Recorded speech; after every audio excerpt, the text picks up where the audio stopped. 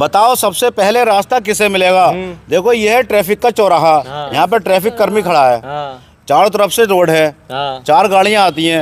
एक तरफ से आती है एम्बुलेंस, एक तरफ से आती है पुलिस की गाड़ी, एक तरफ से आती है फायर ब्रिगेड की गाड़ी जो आग बुझाने वाली मशीन होती है, एक तरफ से आती है मंत्री जी की गाड़ी। अब चारों गाड़ियाँ जब एक साथ आती हैं तो ट्रैफिक पुलिस वाला सबसे पहले रास्ता किसको देगा? सबसे पहले रास्ता किसको देगा? आप दिमाग का इस्तेमाल करो, सोचो समझो बताओ और इनाम जीत के ले आओ। फिर समझ लो ये ट्रैफिक का चौराहा है। ठीक है। ये चारों तरफ से रोड आया है। एक ये हो गया, एक ये हुआ, एक ये हुआ, एक ये हुआ।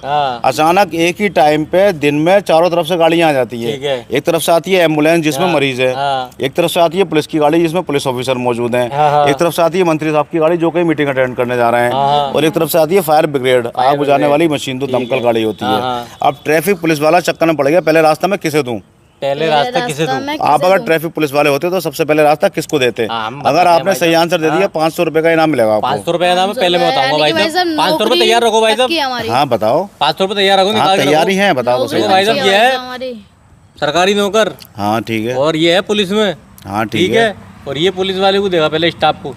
अच्छा पुलिस ऑफिसर्स की जो गाड़ी है आपके हिसाब से रास्ता पहले उन्हें दिया जाएगा, स्टाफ को दिया जाएगा। ठीक है। हाँ चलो इनका आंसर तो हुआ पुलिस ऑफिसर। आप बताओ बेटा आपके हिसाब से ट्रैफिक पुलिस कर्मी सबसे पहले रास्ता किसको देगा? मैं बताऊं भाई साहब। हाँ पुलिस जो होती है भाई साहब वो होती है मंत्री जी के अंडर में। अच्छा ठीक है चलो। तो भाई साहब जाहिर सी बात है मंत्री जी को पहले रास्ता मिलेगा। अच्छा पुलिस मंत्री साहब के अंडर में आती है इसलिए सबसे पहले रास्ता मंत्री जी को मिलेगा, इनका आंसर ही है। आपने क्या बताया?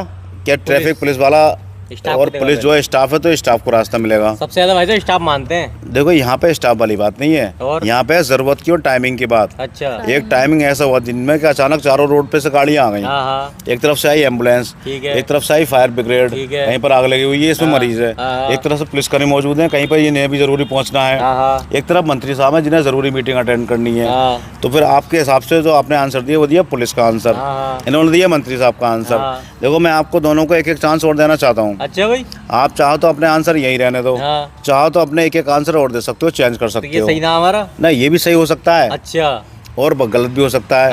आपको मैं एक एक मौका और दे रहा हूँ, फिर आप दिमाग का इस्तेमाल करो, सोचो समझो बताओ और फिर देखो क्या आंसर आता है आपका। क्या आंसर आता है?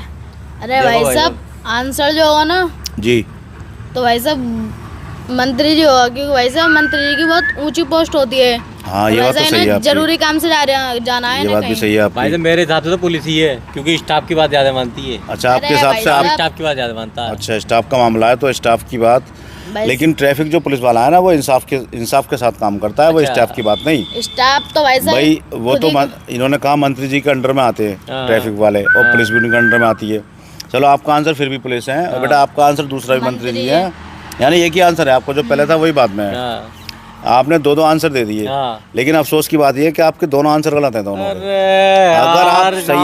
अगर आप सही आंसर दे देते, इसका आंसर कुछ और है तो भाई साहब इनाम आपको 500 का ही मिलता है। आप बता दें। आप क्या बताओगे यार, अब तो टाइमिंग खत्म हो गया, अब तो टाइमिंग की बात होती है। चलिए कोई